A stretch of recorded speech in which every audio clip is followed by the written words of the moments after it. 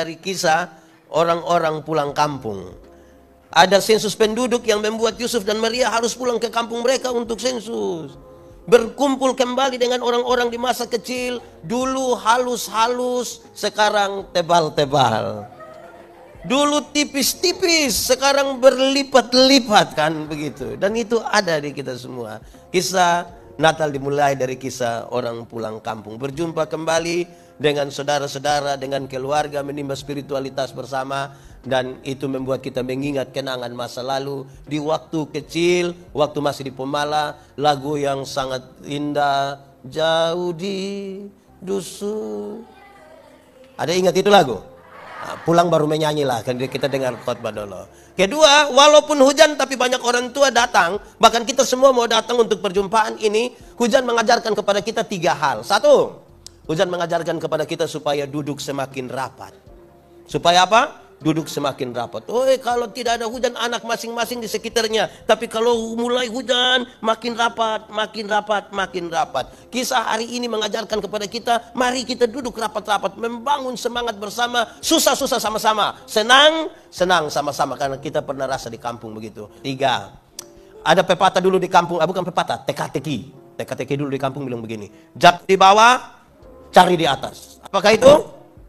Jatuh di bawah, cari di atas. Apa itu? Hujan. Kalau hujan ada atap bocor itu kan dia menetes di bawah, kan kita cari begini. Jatuh di bawah, cari di. Tidak mungkin dia menetes di bawah terus kita cari, tidak tahu ini bocor di mana, kan tidak mungkin begitu. Jatuh di bawah, carinya di. Artinya segala peristiwa yang terjadi di kolong langit ini ada hubungannya dengan urusan di atas.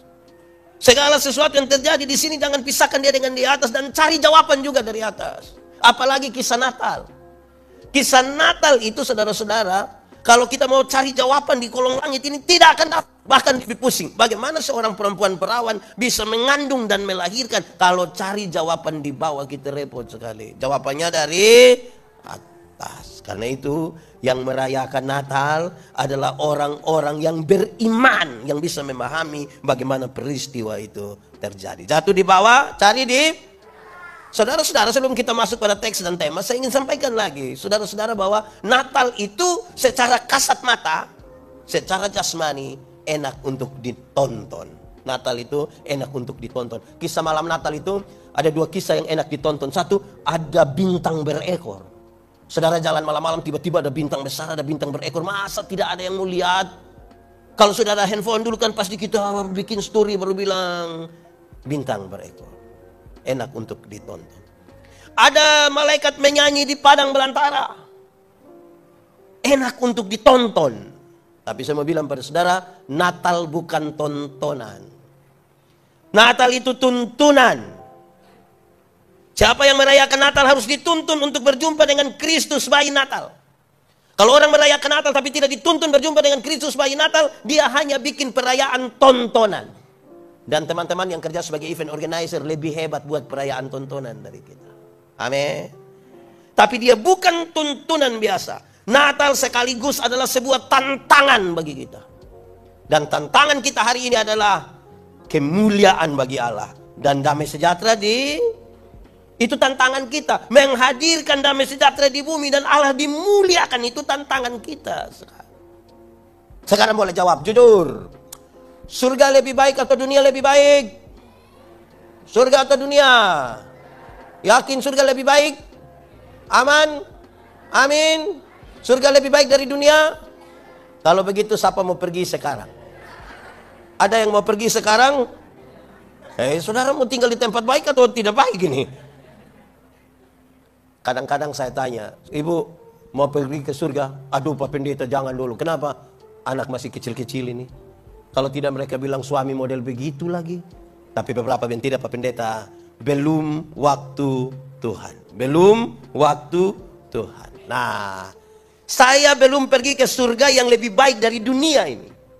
Tapi tanda-tanda kerajaan surga harus saya alami di sini. Di tempat di mana kita tinggal. Di tempat di mana kita bekerja, di tempat di mana kita hidup, dan ada tanda-tanda kerajaan sorga yang lebih baik dari dunia harus sudah kita alami sekarang di sini supaya Allah dimuliakan dan damai di bumi. Ini nyanyian yang menarik hanya dinyanyikan oleh para malaikat. Malaikat itu bukan manusia, tapi kalau kita definisikan dia seperti manusia, kalau laki-laki ganteng atau tidak? Ganteng. Perempuan cantik atau tidak? Baju bagus atau tidak? Suara bagus atau tidak? Tapi menyanyi di hutan. Ganteng, cantik, suara bagus, baju bagus, menyanyi di...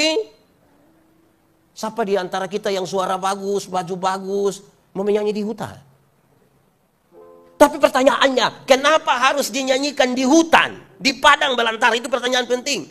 Suka orang bertanya, pendeta bukan di istana-istana, bukan di tempat-tempat bagus, tapi harus di hutan. Jawabannya adalah kisah ini tentang para malaikat yang menyanyi di padang belantara tidak bisa dipisahkan dengan kisah dalam Kejadian pasal 4. Di Kejadian pasal 4, kisah tentang Kain dan Habel, kakak beradik, yang mestinya di padang itu mereka menikmati keindahan alam semesta. Di padang itu di mana mereka menikmati kebersamaan, berbagi kasih di situ, justru di padang itu Kain tega sekali membunuh adiknya Habel. Karena itu nyanyian perdamaian dari sorga ini pertama-tama mesti dinyanyikan di tempat-tempat di mana kakak adik sementara bermasalah, relasi-relasi kita bermasalah, suami istri bermasalah, rumah tangga bermasalah. Nyanyian perdamaian dari surga pertama-tama mesti dinyanyikan. Amin. Saya mau tanya kita dulu, kita punya relasi aman semua kok? Dengan kakak adik aman? Dengan mantu? Saya dengar kurang aman ini dengan mantu. Dengan mertua? Dengan ipar-ipar? Jadi aman semua? Memang terlalu betul. Jadi nyanyian perdamaian dari surga pertama-tama mesti dinyanyikan di tempat-tempat di mana relasi-relasi kita bermasalah. Kenapa saudara? Saya berkali-kali bilang kepada kita, kita bisa duduk sama-sama, hidup sama-sama. Tapi zaman sekarang ingat, tidak semua senyum tulus. Kita datang, kita bilang, Shalom. Kita lewat pada ada kelihatan baik tapi tidak tulus. Yang baik itu harus dinyatakan benar-benar baik. Saya berkhotbah di banyak bank, saya bilang begini, ini ibu-ibu yang kerja di bank ini cantik-cantik semua. Mau lihat jauh atau lihat dekat, tetap cantik. Pakai pakaian bagus-bagus semua. Kerja di tempat yang tertata rapi lagi, ber-AC lagi. Kita pergi ke bank macam tidak mau pulang-pulang. Macam mau lihat-lihat orang terus begini. Kita baru naik sampai tangga terakhir dengan santun sekali mereka bilang begini, selamat siang, ada yang bisa kami bantu? Terus saya tanya orang, ibu-ibu, siapa di antara ibu-ibu yang waktu bangun tidur lihat suami pas bangun terus dia bilang, selamat pagi? Ada yang bisa kami bantu? Jadi supaya yang kita lakukan itu sesuatu yang tulus, yang memulihkan. Amin kok. Melakukan sesuatu kalau tidak tulus dan tidak memulihkan, tidak akan ada kemuliaan di situ, tidak akan ada damai di situ. Saya mau tanya dulu, yang mertua. Di sini tidak ada mertua, ini bujang. Mertua. Dengan mantu aman kok? Yang mantu-mantu dengan mertua aman? Aman. Kadang-kadang dia rawat orang tua, rawat mertua perasaan, mertua bilang anak, minta maaf ini kita orang tua sudah bikin susah. Aduh, kita perasaan. Terus dia bilang, jangan bilang begitu, jangan bilang begitu. Ini memang tugas kami anak-anak. Orang tua tambah sedih lagi waktu dia bilang ini tugas. Tapi nanti sudah di luar dia bilang tua mati tidak mati tapi.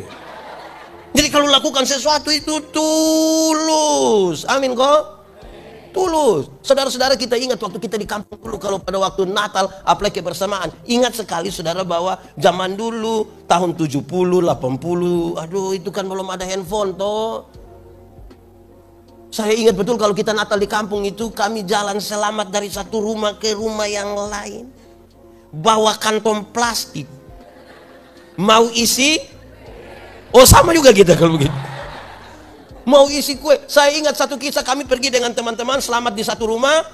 Kue ada di situ. Sekarang kue tinggal satu.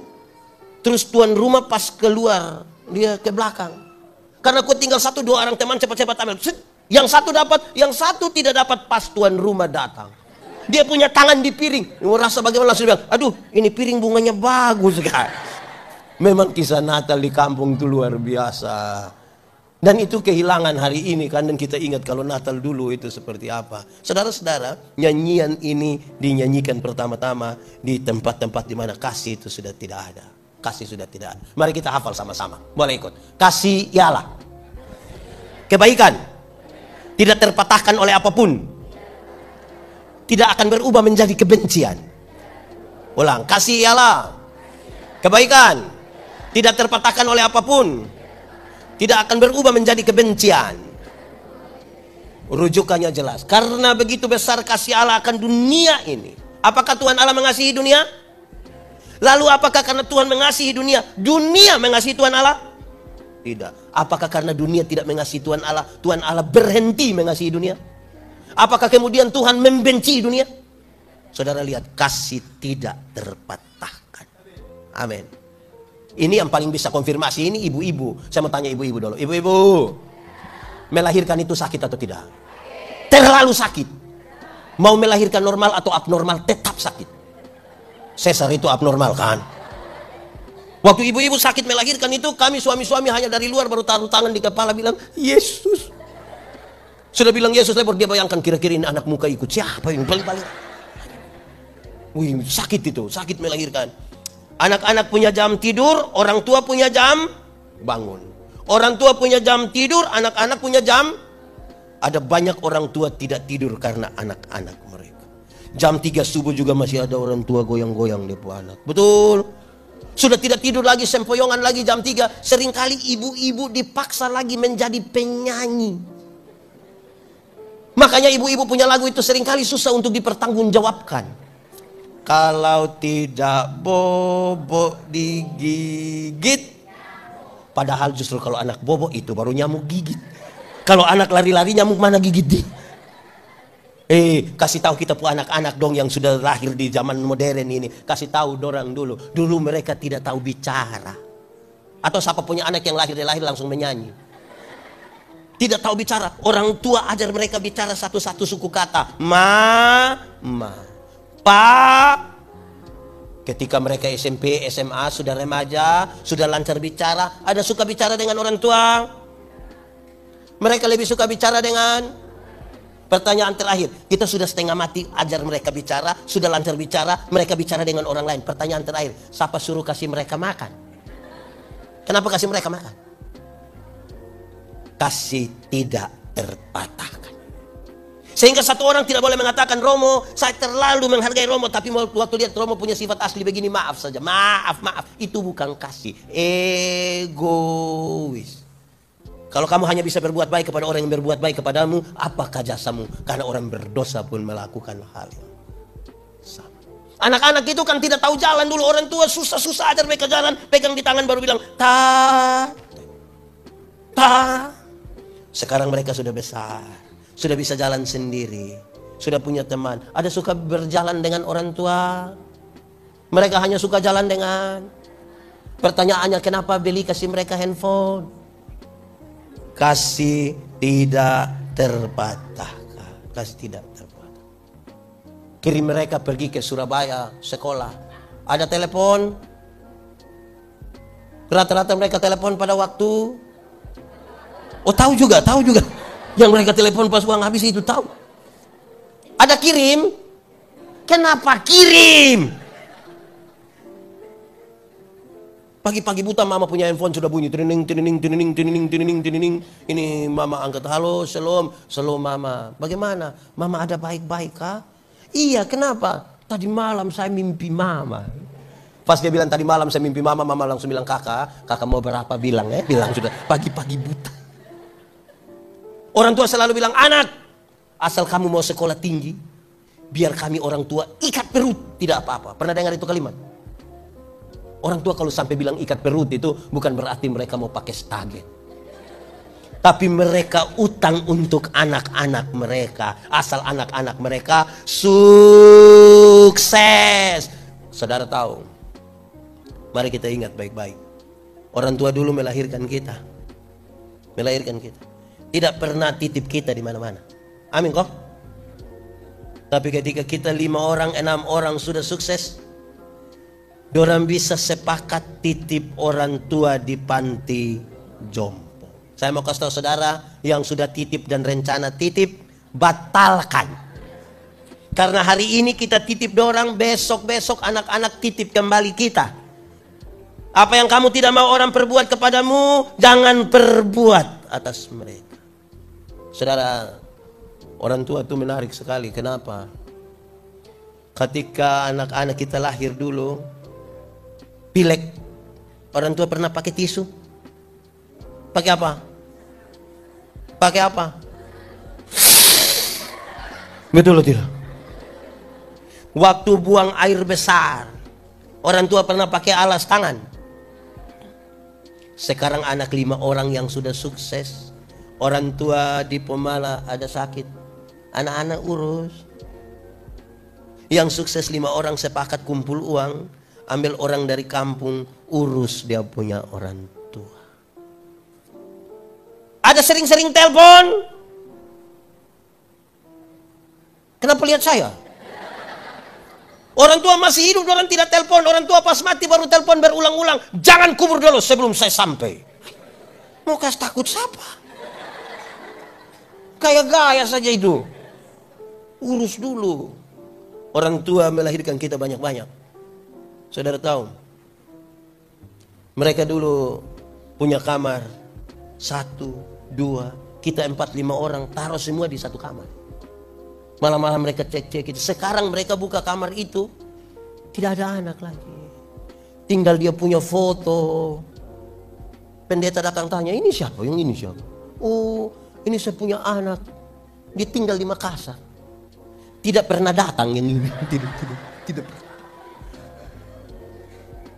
Amin kok. Yang tadi ada sering-sering pergi itu. Sebentar habis ini tolong telepon orang tua, boleh kok? Boleh peluk mereka sedikit. Orang tua dulu itu kalau anak sakit, mereka bisa tulis di diari. Mereka tulis doa mereka, Tuhan, kalau Tuhan berkenan jangan anak kami yang sakit, biar kita yang sakit. Apa kerinduan terbesar dari orang-orang tua ini? Berkumpul kembali dengan orang-orang yang dikasihi. Tapi rumah itu tambah hari tambah kosong, tinggal papa mama, terus tiba-tiba satu mati, kasih tinggal satu. Apakah kerinduan itu tidak jadi kenyataan? Nanti jadi kenyataan, tapi akan terjadi di sorga. Dalam rumah Bapakku banyaklah tempat. Dia datang tepat waktu menjemput kita. Itu pun kalau mati masuk, baru jadi di sana. Soalnya kalau mati masuk, itu repot itu. Orang tua dulu itu terlalu luar biasa. Bahkan sebegitu luar biasa mereka biarkan anak-anak mereka makan dan biar mereka tunggu dulu. Beda dengan kita sekarang. Ibu-ibu sekarang, bukan semua ibu sekarang ya, ada ibu sekarang banyak juga yang baik. Ibu-ibu sekarang ini anak sakit mereka foto. Sudah foto lagi upload baru tulis Dede sakit. Cepat sembuh ya, mama sayang Dede. Habis itu Dede punya foto 1. Dia punya mama punya 30. Itu sebenarnya mama yang sakit, bukan Dede yang sakit. Orang tua sudah sendiri di sana. Yang menarik saudara-saudara adalah orang tua tidak titip kita di mana-mana. Tapi kalau ada anak sekarang, dia punya orang tua sakit dan dia sempat jaga barang 2 hari, dia cuma marah-marah. Mama dengan papa tidak ada anak lain lagi, hanya saya saja. Orang tua sudah tidak bisa omong lah, mereka sudah. Kita menyanyi satu lagu dulu. Ini lagu dunia tapi biar kita menyanyi saja di ibadah, tidak apa-apa. Saya izin Bapak Pendeta. Kita menyanyi saja, tidak apa-apa. Kasih ibu kepada tak terhingga sepanjang masa, hanya tak harap kembali. Bagi apa?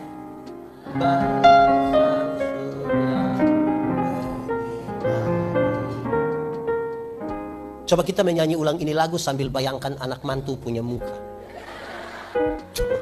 Kalau saudara tidak mau bayangkan itu anak mantu sendiri itu. Kasih ibu kepada siapa? Sampai kapan?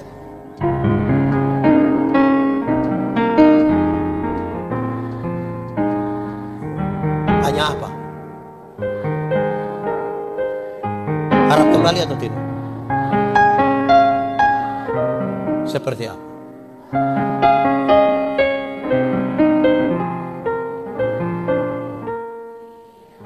Sudah sempat bayangkan anak mantu punya muka. Jadi saudara-saudara, Nyanyian ini harus dinyanyikan di tempat itu yang kita punya hati dorong tidak. Ini berita dari sorga, karena berita dari dunia sudah tidak bisa lagi menolong orang dalam ketakutan. Paling tidak ketakutan terbesar mereka adalah bagaimana kita menikmati kehidupan kekal. Hukum Taurat ada 10, dijabarkan dari 316 pasal. Masih ada ribuan peraturan hidup setiap hari yang mereka semua sadar tidak mungkin mampu melakukan semuanya. Tidak mungkin. Dan nyanyian ini bilang kemuliaan itu terjadi. Kenapa? Tampillah seorang malaikat mendahului nyanyian kemuliaan bagi Allah di tempat yang maha tinggi, damai sejahtera di bumi. Tampillah seorang malaikat bilang begini, jangan takut. Sama-sama 1, 2, 3. Jangan takut. Kalau kita baca perjanjian lama itu ada banyak kita temukan celakalah, celakalah, celakalah, celakalah. Kisah Natal, serentetan kisah itu sampai Tuhan Yesus lahir, melayani, mati, disalibkan itu, bangkit naik ke surga, Roh Kudus dicurahkan. Kita tidak lagi menemukan celakalah, tapi kita temukan kalimat pendek, jangan takut. Ada masalah memang, tapi jangan takut. Saya mau tanya, saudara punya masalah? Tidak usah om, tidak usah om. Saya lihat yang ini muka masalah. Masalah ialah kesenjangan antara harapan dan kenyataan. Jangan takut. Jangan takut, jangan takut. Jangan takut itu bukan berarti kehilangan rasa takut. Manusia tetap ada rasa takut, tapi jangan takut itu dia bilang, jangan takut, aku akan menyertai engkau bersama-sama melewati pergumulan ini. Saudara bayangkan, ini mal-mal besar di Makassar ada toh? Kita ambil tanta di kampung datang, kan ada eskalator. Terus kita bilang, tanta, naik. Dia mau naik. Waktu dia tidak mau naik, saudara bilang apa? Waktu dia tidak mau naik, kita lakukan 2 hal. 1, kita kasih contoh. Begini. Ayo tante, naik. Masih takut kan? Kalau dia masih takut, apa yang akan kita lakukan? Pegang tangan. Waktu dia bisa naik, itu kan. Terus dia bilang, ternyata sudah kamu belanja biar tante putar-putar sendiri saja. Bukan kehilangan rasa takut. Amin loh. Tapi Tuhan menyertai kita dalam perjalanan ini. Saya mau tanya ibu-ibu dulu. Ibu-ibu, kasih makan anak umur 2 tahun gampang atau susah? Susah. Dia punya ibu jalan, ikut. Sudah 30 menit terus dia punya ibu bilang, ini anak tidak bisa mengerti orang tua sedikit. Anak umur 2 tahun suruh mengerti dia punya mama 40 tahun. Harusnya kalau anak tidak mau makan, kasih tahu dia baik-baik, adek. Makan, biar sehat, biar tumbuh bagus. Ayo, ini anak tidak mau makan, sepakatlah. Dia bilang, makan. Wow. Itu orang juga rasa, wah, ini anak tumbuh dalam ketakutan. Malam-malam kalau anak tidak mau tidur, jangan kasih takut dia. Kasih tahu dia baik-baik. Adek, ayo bobo, ayo tidur sayang, ayo tidur. Adek, bobo biar bangun tempo kan. Adek belum bobo, papa mama bobo duluan nanti. Ayo. Ini anak tidak mau tidur, orang tua sepakat kasih mati lampu. Setelah mati lampu, bapak keluar dari pintu belakang menuju jendela kamar. Terus bapak garu jendela. Dia punya mama saya ngajak kaget. Itu. Om, adek so bobo om. Ini keluarga tipu-tipu. Yang suka bikin takut ini. Jangan takut. Jemaat. Saya mau kasih tahu kita bahwa ketakutan itu sumber dari banyak sekali hal, masalah. Saudara masih ingat, saya tidak tahu kita ini percaya macam apa. Saya heran kita pun cara percaya ini. Kita begitu meyakini, sampai zaman yang modern. Semoga di Pomala, coba kita ingat-ingat di Pomala dulu masih ada sampai hari ini tidak. Kalau kita bermain sama-sama, kita ada di jalan, tiba-tiba perut rasa kurang enak mau BAB. Ada yang bilang, ambil batu 3. Masih sampai sekarang. Taruh batu 3 memang tidak jadi BAB. Betul. Lalu itu toilet umum untuk apa itu? Kalau batu-batu sudah menyelesaikan persoalan. Orang ketakutan ini selalu aneh-aneh di hidup ini. Batu 3. Kalau ada anjing jahat di situ, harus lipat ini jari.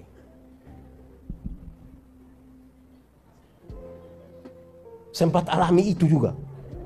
Masih percaya hingga akhir. Bahaya. Saya suka bilang begini. Saya bawa materi habis, ada yang biasa bilang, pendeta, kita foto-foto dulu. Pas kami mau foto, ada yang lari dari sana bilang, jangan 3 orang, jangan 3 orang. Sebab kalau foto 3 orang nanti, nah kalau presiden, calon presiden 3, tinggal foto 1 mati. Orang ketakutan itu aneh betul itu dia hidup itu. Aneh dia hidup itu. Satu saat saya bawa materi di satu tempat, ada yang bilang begini, pendeta, yo, tolong kasih pernyataan dulu. Apa itu? Kami di sini kalau ada orang mati Pak Pendeta, kucing tidak akan ada di sini. Saya bilang kucing ikut mati? Tidak. Lalu orang ikat kucing semua di hutan Bapak. Kenapa? Kami di sini meyakini kalau kucing langgar mayat, nanti mayat. Waktu mau jawab saya bilang begini, hei, kamu sayang orang tua aku tidak? Sayang. Betul-betul sayang? Iya. Saya lihat kamu kurang sayang. Kami sayang Bapak. Oke. Kalau kamu sayang orang tua, kamu mau orang tua hidup atau mati? Hidup. Ya kalau begitu gampang saja. Pas dia mati, kasih langgar. Ini orang takut ini dia pun soal banyak sekali di ini negeri ini. Tapi saya masih ingat saudara-saudara, kalau kita tinggal dulu di kampung itu, kuasa ketakutan itu hanya bisa dilawan dengan nama Yesus. Kalau kami pergi nonton, malam-malam ada putar film, layar tancap di mana begitu. Kami pergi, sore pergi, malam pulang. Waktu sore itu masih terang. Pulang malam sudah baru lewat pohon beringin besar. Tidak ada jalan lain. Ini bagaimana lewat?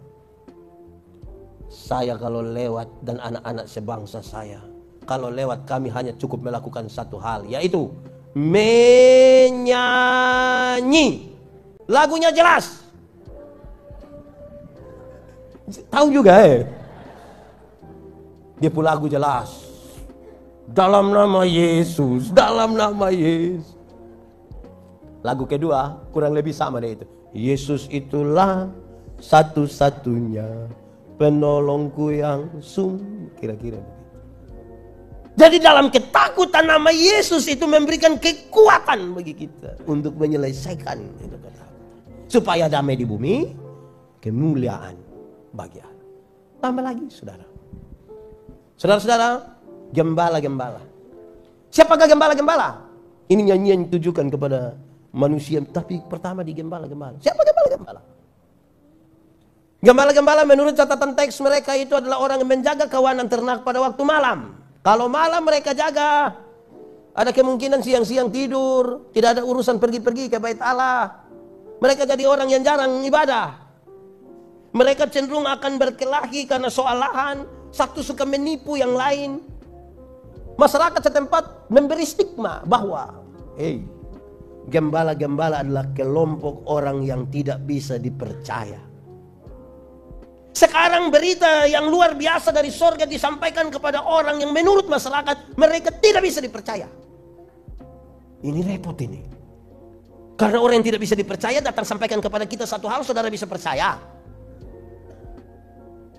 Jadi sebuah tantangan tersendiri. Artinya Natal demi kemuliaan Allah dan juga sekaligus menjadi damai di bumi, orang-orang yang merayakannya harus pertama-tama mendefinisikan diri sebagai orang yang bisa dipercaya. Ini kita semua ini bisa dipercaya toh? Woi, saya lihat ini banyak yang ragu juga. Saya suka pakai contoh ini, saudara-saudara. Saya bilang begini, kalau orang tolong kita terus kita bilang terima kasih, itu baik atau tidak? Baik. Terus saya biasa tanya, kalau begitu siapa punya suami yang pagi-pagi ibu buat sarapan terus dia bilang, ibu terima kasih. Ada? Ini suami-suami ini ibu bikin sarapan orang tidak terima kasih. Tapi istirahat kantor makan di warung sudah bayar lagi, terima kasih lagi. Baru janji itu orang, mbak besok saya datang lagi. Terus setelah dengar khotbah ini dengan yakin sekali suami-suami akan pulang dan dia mau lakukan itu. Pas ibu siap makan minum terus dengan yakin sekali suami bilang, ibu terima kasih. Saya mau tanya, ibu-ibu bisa percaya Suami yang tadi-tadi tidak tahu terima kasih ini setelah dengar khotbah ini, dia mau berubah terus pagi-pagi besok dia bilang, ibu terima kasih, ibu percaya. Ragu kan? Coba suami-suami sebentar waktu ibu siap sarapan, siap makan malam atau besok pagi sarapan, coba suami-suami dengan yakin bilang, ibu terima kasih. Saya yakin ibu-ibu pikiran. Ibu-ibu punya pikiran tuh lari pada dua hal. Pasti yang pertama ibu-ibu pikir begini, tidak tahu roh apa naik di saya punya suami. Atau yang kedua jangan-jangan ibu-ibu pikir begini, jangan-jangan ini hari terakhir. Karena kita ini mendefinisikan diri jadi orang yang bisa dipercaya ini susah. Nyanyian ini dinyanyikan kepada mereka bukan saja dari kelompok kecil yang terabaikan ini, tapi oleh stigma masyarakat mereka sulit dipercaya. Sekarang akan membawa berita ini, saudara. Berita ini. Oi, repot. Lalu bagaimana mereka melakukan itu supaya kemudian menjadi baik, bisa dipercaya berita ini diteruskan? Kalau kita baca terus teks tadi begini. Setelah malaikat-malaikat itu pulang ke sorga, mereka saling baku ajak satu. Mari kita pergi ke Bethlehem. Mari kita pergi ke Bethlehem. Pergi untuk mengkonfirmasi berita yang mereka terima dengan kenyataan yang ada. Percaya kepada sesuatu yang Tuhan katakan dalam sebuah kesadaran bahwa ini ya, amin, terjadi. Baru bisa kemuliaan Allah. Baru boleh damai di bumi. Mereka pergi mengkonfirmasi. Saudara, harga konfirmasi itu tidak gampang. Kenapa? Mereka meninggalkan pekerjaan mereka sebagai gembala. Untuk beberapa saat. Kasih tinggal itu pekerjaan. Mereka harus pergi untuk menyatakan, melihat, mengalami. Apa yang dikatakan ini benar.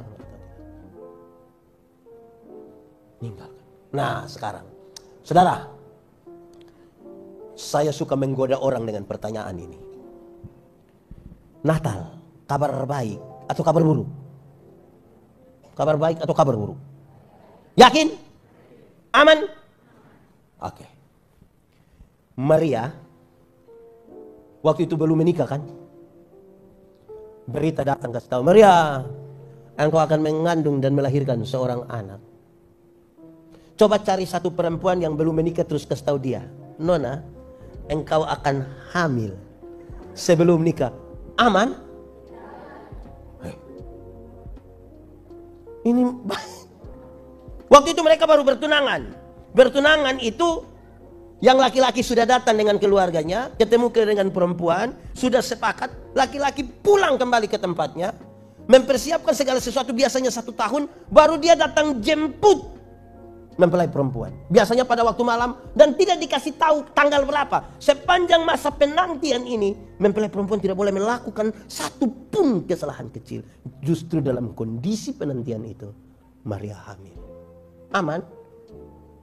Kalau nanti Yusuf tidak terima dia dianggap berzina. Dan karena itu hukumnya adalah apa?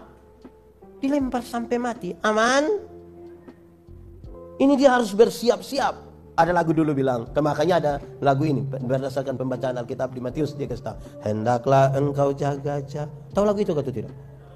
Tahu atau tidak? Kenapa suruh saya solo?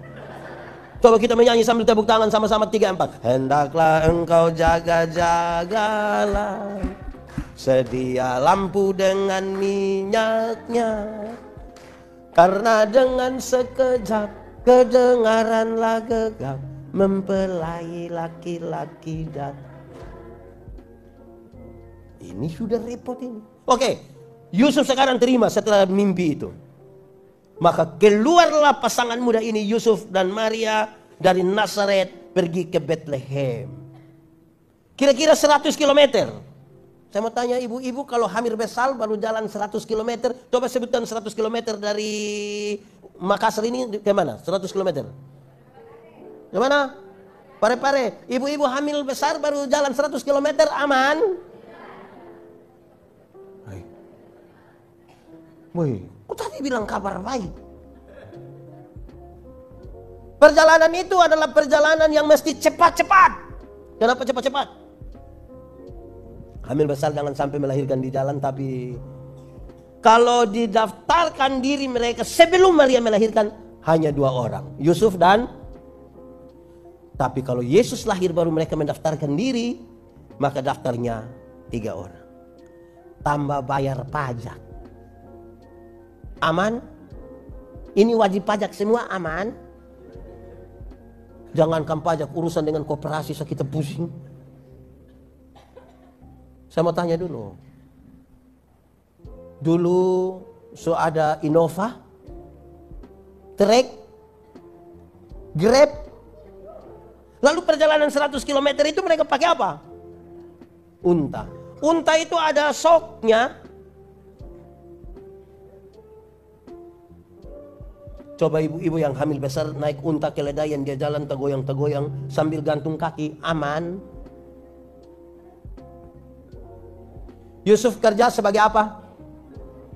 Dia akan pergi ke Bethlehem, bahkan dalam catatan Alkitab, dia akan menyingkir ke Mesir 4 tahun. Itu mobilernya di kampung, tempat usaha kayunya ditutup. Kalau tutup ada pemasukan, kabar masih baik. Lalu bagaimana kabar-kabar ini berubah menjadi sesuatu yang saudara bilang kabar baik? Dia berubah ketika Maria bilang begini, aku ini hamba Tuhan. Jadilah kepadaku menurut perkataan. Ada masalah yang kadang-kadang buat kita, tapi saya hamba Tuhan, terjadilah menurut apa yang Tuhan mau. Maka yang tadi yang sebenarnya buruk-buruk itu berubah menjadi kebaikan. Sebuah keputusan penting mereka ambil. Hidup ini mesti punya keputusan. Saya mau tanya dulu, kalau kita masak super mie itu cepat atau lambat ya? Cepat atau lambat? Cepat atau lambat? Teorinya cepat, tapi kalau tidak segera ambil keputusan dia jadi lambat. Kalau saya bilang saya punya istri, "Mah, saya mau makan mie." Ibu ke dapur 2-3 menit, terus dia balik, dia tanya, "Papa, mie goreng apa mie kuah?" Terus saya bilang mie kuah. Ibu ke belakang 2-3 menit, dia datang tanya lagi, "Kuah banyak atau sedikit?" Taruh banyak saja. Ibu ke belakang 2-3 menit, ibu tanya lagi, "Pakai sayur atau tidak?" Ibu taruh saja. Dia ke belakang 2-3 menit, datang tanya lagi, "Pakai telur atau tidak?" Lama-lama kita tidak makan. Hanya baku tanya. Keputusan. Orang yang mendua hati tidak akan pernah tenang dalam hidupnya. Di satu waktu yang sama, kejar rusa 2 ekor sekaligus, dua-dua tidak dapat. Bagi seorang perempuan dewasa, umur 27 tahun, 28 tahun belum menikah, yang harus dia lakukan adalah ambil keputusan. Tidak bisa tiap malam dia hanya bilang, ini. Oh, lama-lama terjadi. Keputusan. Dalam satu hari, seorang manusia ambil keputusan antara 300 sampai 1.500 kali keputusan, itu dengan konsekuensi masa depan. Bangun tidur, mau langsung turun dari tempat tidur, atau tarik tambah selimut untuk tidur, keputusan. Bangun tidur, mau berdoa dulu atau foto, itu juga keputusan. Kenapa hari ini pendeta Yandi berkhotbah di sini? Karena saya pernah ambil keputusan kira-kira 29 tahun lalu untuk sekolah teologi. Itu yang membuat saya ada di sini. Kenapa saudara punya istri ini, suami ini? Ya karena saudara pernah ambil keputusan. Tidak mungkin saudara bilang, "Pak Pendeta minta maaf, saya tidak tahu apa-apa. Saya tidur-tidur begini, waktu buka mata dia langsung di sebelah." Kan tidak mungkin. Keputusan. Sekali lagi keputusan menjadi penting. Keputusan itu yang memungkinkan orang untuk mengkonfirmasi sesuatu. Saudara, saya bilang di mana-mana, Natal ini bukan sebuah peristiwa jasmani saja, tapi dia punya dimensi rohani yang kuat sekali. Karena yang akan menyertai kita dalam perjalanan ini adalah perjalanan dalam kehidupan spiritualitas yang kuat, yang menggerakkan kehidupan jasmani. Ini banyak yang sudah orang tua beredar di grup-grup WA dulu bilang begini, kalau kita seumur 50 tahun, cantik atau tidak cantik itu sama saja. Sudah tidak bisa lagi disembunyikan di balik lipstik dan bedak. Waktu baru umur 20-30 tahun itu yang kita rasa pipi sudah kinclong begini. Sudah 50, meleleh ini pipi ini, dia meleleh. Saya punya teman waktu SMA, dia tato Guns N' Roses punya lambang yang ada orang pangku kaki sambil tunduk melukis. Enggak. Kulit bagus, tinta bagus, kontrasnya dapat, mantap. Itu umur 17 tahun, SMA. Waktu dia umur 43 tahun dia sakit, kami pergi lihat dia, ini saya sedih lihat dia pun keadaan. Itu tato bukan seperti orang pangku kaki, seperti orang menyembah itu dia. Menurun. Amin kok, menurun. Umur 60 tahun, ada jabatan atau tidak ada jabatan sama saja. Karena sudah pensiun tahu. Rata-rata ASN, TNI, Polri, swasta ini kan pensiun umur 60 tahun. Waktu kita masih aktif itu kita datang anak-anak buah bisa bilang, siap, laksanakan, lanjutkan hormat. Aktif. Sudah pensiun mau ambil taspen ini anak-anak kecil yang umur baru honor 3-4 bulan ini bisa lihat kita dari jauh. Hei tua! Hati sakit. Mau bagaimana? Umur 70 tahun, rumah besar atau rumah kecil sama saja. Apalagi rumah tingkat. Sepakai tongkat mau naik di lantai 2. Untung bagi ini jalan masuk ini lurus ini. Umur 80 tahun, bahkan kaya atau miskin pun sama saja. Tidak mungkin lagi ambil papillon 2 bambu makan sendiri, tidak mungkin. Kolesterol, asam urat, diabetes, darah tinggi, jantung, gigi tidak ada. Orang lain masih kunyah, kita tidak kunyah, kita hanya mall saja. Mall-mall begini dia purasa soal cucu-cucu lari-lari, baru bilang, opa mau makan apa biar anak ambil. Dia hanya bilang, jangan, opa makan bu. Jadi jangan hanya perhatikan yang jasmani. Rohani ini juga kita mesti pikir sedikit. Amin kok. Natal itu peristiwa itu. Supaya jangan takut menjalani hidup ini. Saya melayani di rumah-rumah sakit. Saya berdoa untuk nenek-nenek yang sakit. Saya bilang, nenek, yo, kita berdoa ya. Iya pendeta. Tapi saya doa habis mungkin nenek sudah mati. Tapi nenek mati masuk surga. Terus kita mulai jelaskan sedikit. Terus dia bilang, pendeta, mati hari ini atau mati besok sama saja. Tuhan yang memberi, Tuhan yang mengambil. Terpujilah nama Tuhan. Bahkan di lorong-lorong kegelapan sekalipun dia ada kekuatan. Itu Injil itu. Pembebasan itu. Jangan takut. Jangan takut. Itu jadi kekuatan bagi kita. Di Natal kita belajar sesuatu. Beberapa orang bilang kepada kita. Orang bilang saya begini. Pendeta, tidak ada tanggal 25 Desember dalam Alkitab. Kenapa itu orang-orang Kristen bikin acara Natal? Saya bilang begini. Hei, 25 Desember menjadi kesepakatan semua orang percaya di seluruh dunia. Bukan saja di Pomal, di seluruh dunia. Ada satu hari untuk semua orang percaya merayakan Natal bersama-sama. Itu kesepakatan. Tidak perlu dia pun tanggal berapa. Tapi yang kedua saya bilang, tidak perlu ditulis. Kenapa? Karena saya harus memberi jawab. Kapan Yesus lahir di dalam hati saya? Kapan? Ketua panitia mesti kasih jawab kapan Tuhan Yesus lahir di hatinya. Penasihat harus kasih jawaban kapan Yesus lahir. Kita semua kasih jawaban kapan Yesus itu lahir. Baru ternyata kita bilang benar, ternyata kelahiran Yesus itu tiap hari. Separuh bilang, pendeta, Natal itu kisah tentang kemenangan Dewa Ra, Dewa Matahari atas kegelapan. Kenapa orang Kristen melanjutkan tradisi orang kuno? Orang Timur, kami punya kebiasaan menyambut tamu itu ada satu sesi namanya Natoni. Mereka mengucapkan kalimat-kalimat yang bersambung-sambung untuk menyampaikan isi hati mereka terhadap tamu yang datang atau acara yang ada. Kalimat pembukanya mereka selalu bilang begini, lah siyo mana pinat neone. Yang banyak sambung bilang, akahat. Itu dia punya arti secara harafiah bilang begini. Peristiwa hari ini lebih panas dari yang paling panas. Lebih terang dari yang paling terang. Apa yang paling panas? Matahari. Apa yang paling terang? Matahari. Peristiwa ini lebih panas dari matahari. Lebih terang dari matahari. Apalagi yang bisa lebih dari matahari? Pencipta matahari.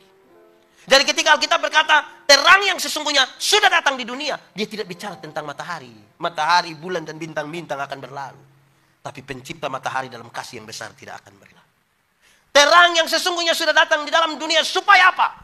supaya mereka yang diam dalam kegelapan. Kata kegelapan dalam Alkitab berkaitan dengan manusia yang berdosa, yang meninggalkan Tuhan. Mereka yang tinggal di dalam kegelapan, keluar dari kegelapan dan masuk ke dalam terangnya yang ajaib. Itu yang kita rayakan. Makanya rakyat Natal perayaan tuntunan, berjumpa dengan terang yang sesungguhnya. Saudara-saudara, ini menjadi sebuah sukacita. Apalagi saudara-saudara, ini alumni dari Pomala semua ini. Saudara bisa bayangkan tahun 70-80 di Pomala itu seperti apa. Tidak ada kebiasaan lain selain bermain bersama-sama. Tadi waktu makan sama-sama saya bilang begini, kita makan sama-sama, duduk di orang tua punya rumah, mereka bagi kasih kita makan satu-satu.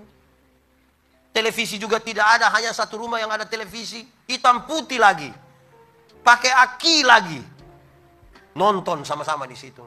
Satu orang ada sepeda, kita 10 lari ikut dia dari belakang lagi. Wih, memang kisah yang sudah tidak lagi kita dapat di sekarang gini. Enak untuk direnungkan, enak untuk diingat-ingat kembali karena kita pernah mengalami itu bersama-sama. Kita pernah mengalami. Saudara, sedikit hari lagi pemilihan presiden. Saudara, saya pimpin satu acara reuni 2 hari sebelum pemilihan gubernur. Yang diundang adalah alumni satu SMA tertentu. Calon-calon gubernur juga ada di situ. Mereka bikin tulisan, dia pun tema di sini. Tulis dan saya kira itu, saya kenang sekali itu tema. Lain sedikit akan pemilihan. Dia tulis begini. Apapun warnamu sekarang, ingat, kita pernah putih abu-abu. Apapun warnamu sekarang, ingat, kita pernah SMA dulu. Yang sama. Pilihan kita berbeda, silakan. Tapi jangan lupakan kisah kasih kita. Bukan di Pomala lagi, sudah di sekolah. Ya, kira-kira begitu. Ada yang teman TK sama-sama dulu? SD ada teman SD dulu? Sudah mulai rasa dia pun perubahan atau belum? Saya berkhotbah tentang sahabat. Saya bilang begini, persahabatan itu bertingkat-tingkat. Persahabatan tingkat paling rendah itu tingkat anak TK. Anak TK itu pergi sekolah, bermain bersama-sama, berlari bersama-sama, jatuh-jatuh, guling-guling begini, senang-senang. Terus kita tanya, Ade, itu Ade teman? Ya, dia punya nama siapa? Tahu? Ada sama-sama tapi tidak saling mengenal. Tapi Pomala kenal semua kah? Mantap, berarti itu tidak kelas TK. Zaman sekarang ada orang yang katanya teman tapi tidak saling mengenal. Dorang berteman di media sosial. Saling like, saling komen tapi ketemu tidak bertegur sapa. TK. SD. Berteman SD itu agak lain dari TK. Sudah saling kenal nama. Pergi sekolah baku jemput. Pergi ke kantin sama-sama. Mau kencing sama-sama. Tapi jangan coba-coba buat dia salah sedikit. Berani salah sedikit, kasih kembali 10 permen. Dia pernah kasih apa dia ingat sepanjang hayat. Alumni Pomala masih ada yang ingat-ingat pemberian. Itu SD. SMP ini kan guru dulu ini pun jahat, memang sudah terlalu. Tadi saya bilang ada guru juga yang ada hadir di sini, kau izin. Saya pun bapak juga guru. Woi, mereka kalau pukul kita itu macam mau bunuh saja. Lapor orang tua dulu pukul tambah kita lagi nih guru. Cubit di sini lah, tarik gini lagi. Jadi yang disebut teman yang baik adalah yang bantu catat. Woi, itu teman terlalu mantap itu teman. SMA. Orang berteman secara SMA itu itu lebih tinggi lagi. Engkau hanya teman yang baik kalau kasih pinjam barang. Pinjam motor dulu. Itu teman. Kuliah, ini sudah lebih tinggi lagi. Orang kuliah kalau berteman itu, satu hati betul. Supermi sama-sama, kuliah sama-sama. Kadang-kadang satu celana itu baku tukar. Baju mati-mati. Mau demo di muka kita, maju. Itu siap mati. Tapi sudah menikah, biar kita pernah akrab sekali. Sudah menikah, banyak yang berubah. Ini ada yang teman-teman akrab semua, tapi sudah menikah berubah. Saya suka pakai contoh begini. Kalau kita sudah menikah, istri mau ketemu teman-teman yang ketemu dulu. Dia tunggu saya kasih tahu saya suami. Iku kasih tahu yang kita. Iya saya kasih tahu. Wih senang ketemu teman. Baru 20 menit, suami telepon. Tidur di situ. Mau tidur dengan kawan-kawan di situ, saya suruh anak-anak antar bantal tikar tidur. Kami suami-suami juga sama. Oke ketemu dulu. Para alumni Universitas mana? Hasanuddin. Ketemu dulu. Sabar. Saya kasih tahu saya punya istri. Kasih tahu istri, kau takut istri? Tidak. Hargai. Kasih tahu istri, mama izin. Kenapa? Ketemu teman dulu. Siapa lagi? Teman. Cepat ya. Kita baru sampai, belum 20 menit, handphone bunyi. Tenening, tenening, tenening, tenening, istri telepon. Ambil, salah. Tidak ambil, tahu juga. Lebih salah. Kalau kita ambil, kalau ibu-ibu dari kampung yang telepon, dia hanya sebutkan 3 suku kata. Waktu kita angkat, dia langsung bilang, itu cek posisi. Di mana? Kita belum jawab, pertanyaan kedua muncul. Deng! Itu dia cek, mantan ada ke tidak? Kita belum jawab, dia langsung bilang, langsung tutup. Deng, tutup. Hanya itu 3 suku kata, tapi kekuatannya sama dengan bersedia, siap, pulang. Akan ada banyak hal berubah dalam pertemanan kita. Tapi ada yang tidak boleh berubah. 1, iman kepada Tuhan Yesus tidak boleh berubah. Kedua, semangat sebagai orang-orang percaya tidak boleh berubah. Usia kita makin lanjut. Fisik masih makin lemah. Tapi iman mesti makin kuat. Sebagai bagian dari persekutuan orang percaya. Saudara tahu. Ini paduan suara ini kan mantap. Tahu menyanyi. Pengelolaan. Bass, tenor, alto, sopran. Itu kan latihan. Latihan ini kan mengelola perbedaan. Tidak bisa ibu-ibu yang sopran dia menyanyi. Hai dunia. Yang lain tidak bisa. Menjaga kurasi. Ya toh? Tapi dalam banyak perayaan Natal, persiapan lagu kadang-kadang tidak lebih penting dari persiapan kostum. Kadang-kadang kita bertengkar di mau hijau kah, putih kah, garis-garis kah, batik kah, macam-macam. Lama kita baku pukul sampai yang anggota lain tersinggung tidak mau menyanyi lagi. Tapi lagunya kasih persaudaraan. Aduh, ini tidak bisa begini. Pengelola. Tapi waktu yang paduan suara ini, memang kelihatan dia punya amat. Iya, pengelolaan. Saudara, siapa yang tidak mencintai perbedaan tidak pantas hidup di dunia, tidak pantas. Fakta kosmis menyatakan segala sesuatu di dunia ini berbeda. Ada hitam ada panas ada kanan ada laki-laki ada. Berbeda semua kan. Tidak apa-apa. Beras beda dengan air, beda dengan periuk, beda dengan api. Makanya jadi nasi. Makan cocok gemuk. Saya kasih nikah satu pasang nikah. Yang laki-laki umur 64 tahun. Yang perempuan umur 20 tahun. Ngeri. Saya tahu jemaat yang hadir, mereka bicara tentang beda usia yang sangat signifikan. Bedanya 44 tahun. Waktu khotbah saya bilang begini.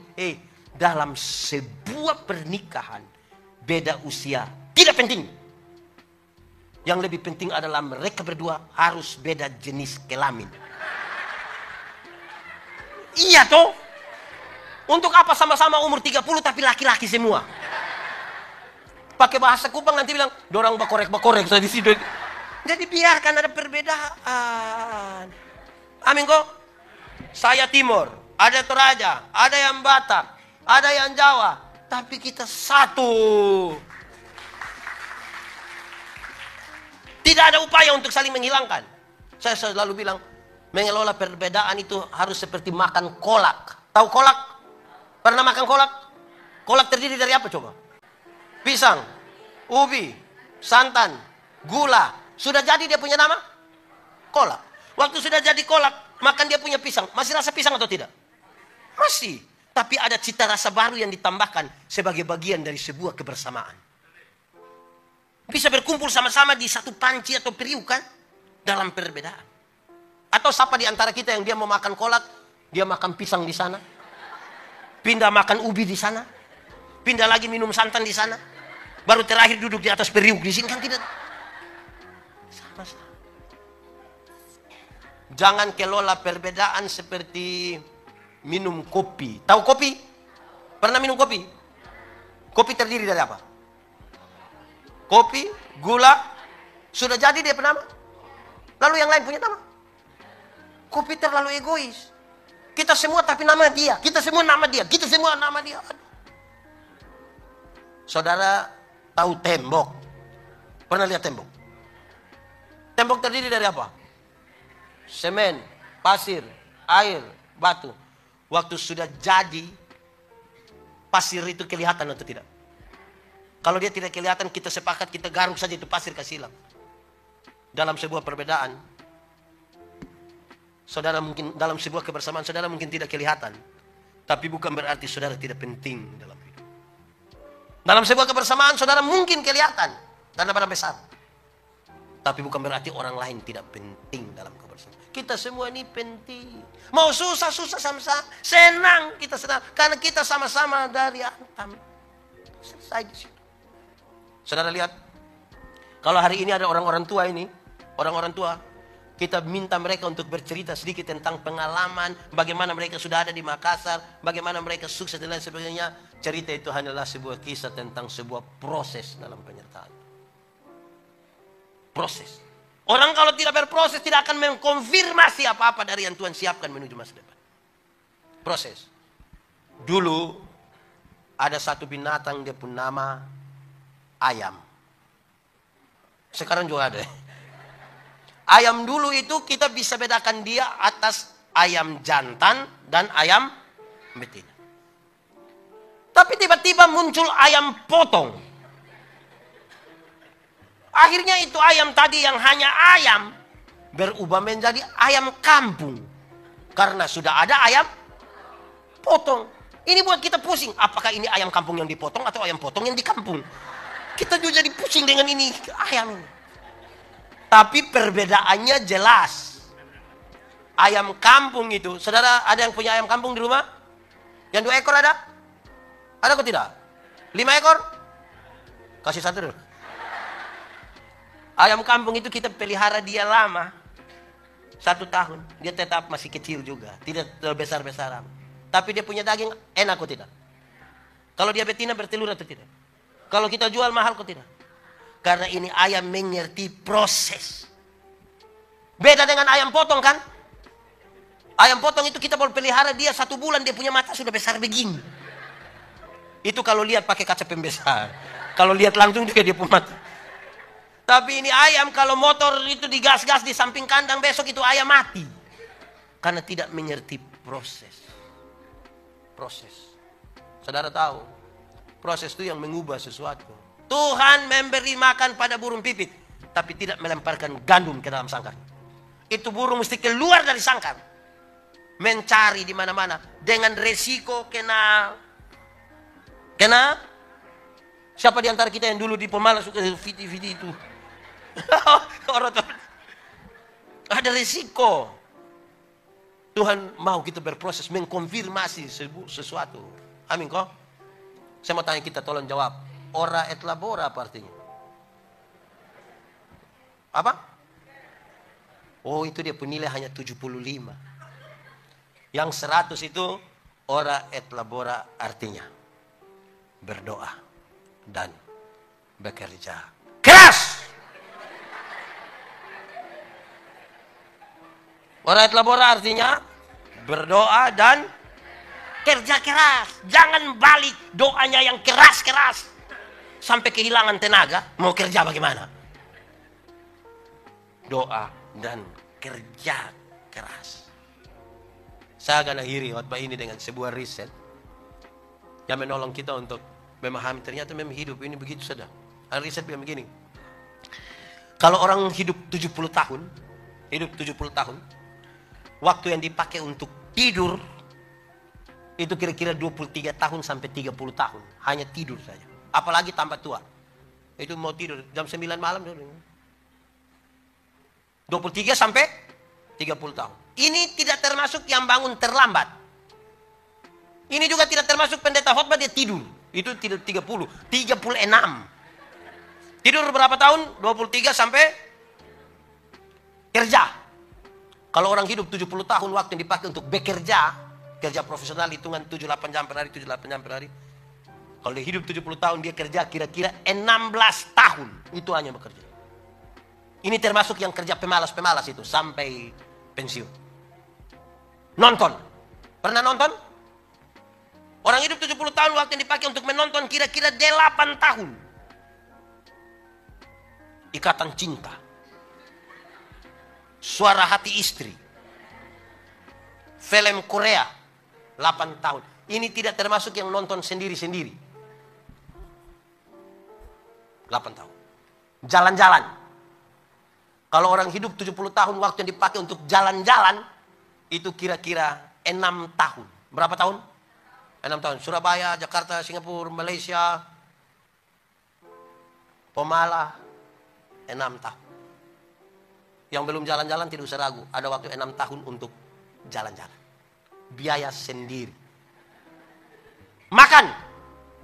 Kalau orang hidup 70 tahun waktu dipakai untuk makan kira-kira 6 tahun. Hanya makan.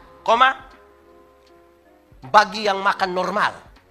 Pagi makan sekali, siang sekali, malam sekali. Kumpul-kumpul 6 tahun.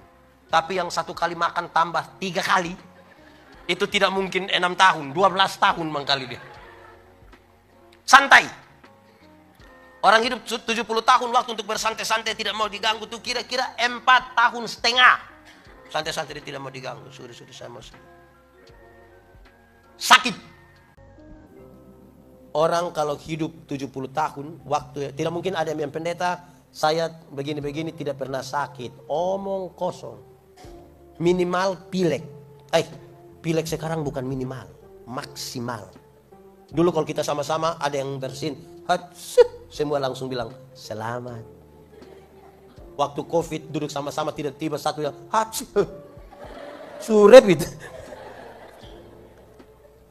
Orang hidup 70 tahun waktu sakit itu kira-kira 4 tahun. 4 tahun itu belum termasuk stroke dan juga tidak termasuk sakit hati. Saudara pernah putus cinta kok tidak? Pernah kok? Ulang-ulang. Orang kalau putus cinta, kalau tidak segera move on, itu dia bisa sakit hati dari tamat SMA sampai mati. Itu hanya sakit hati. Itu tante kasih, itu nona kasih naik foto dan dia punya om, kita bisa tersinggung itu. Berdandan.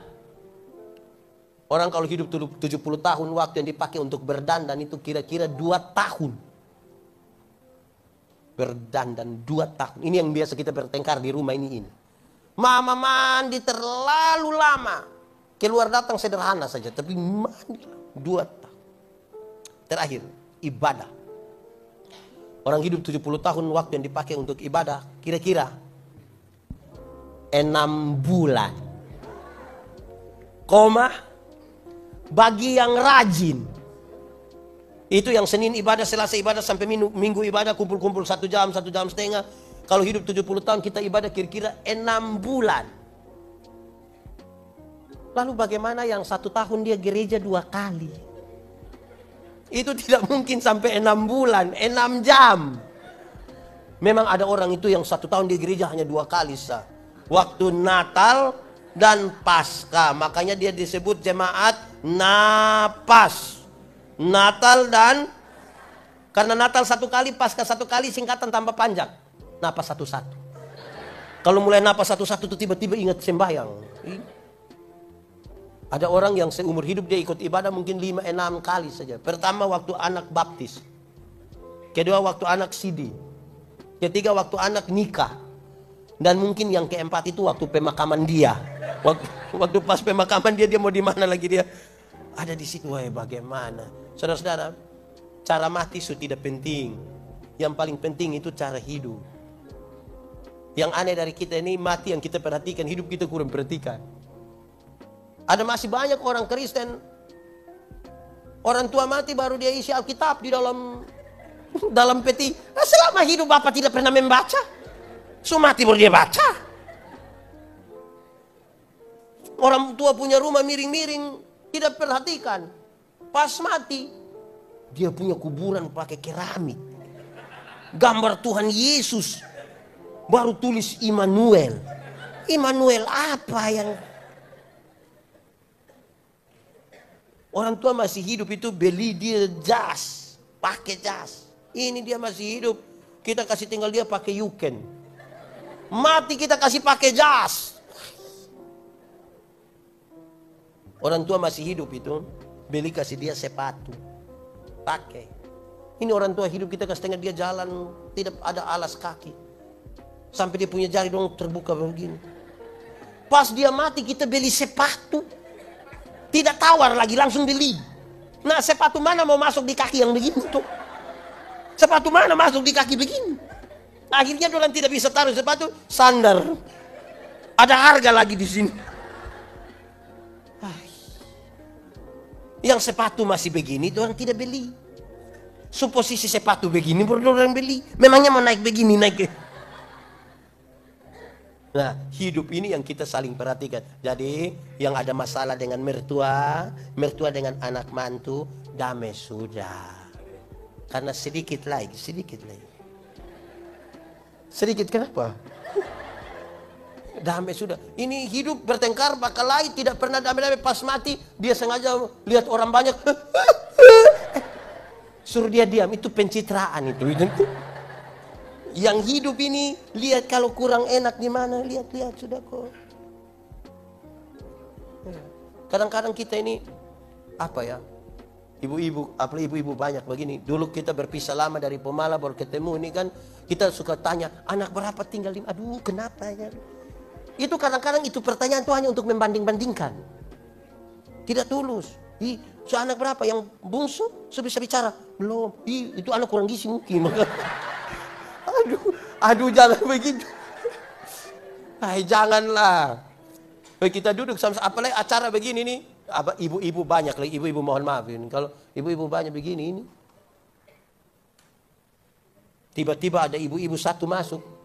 Tas agak besar, sepatu agak tinggi. Rok agak pendek. Itu lihat ibu-ibu punya siku dan bibir. Untuk kasih tahu kawan di sebelah dia pakai siku, dia bilang begini. Yang di sebelah lihat baru dia pakai bibir bilang.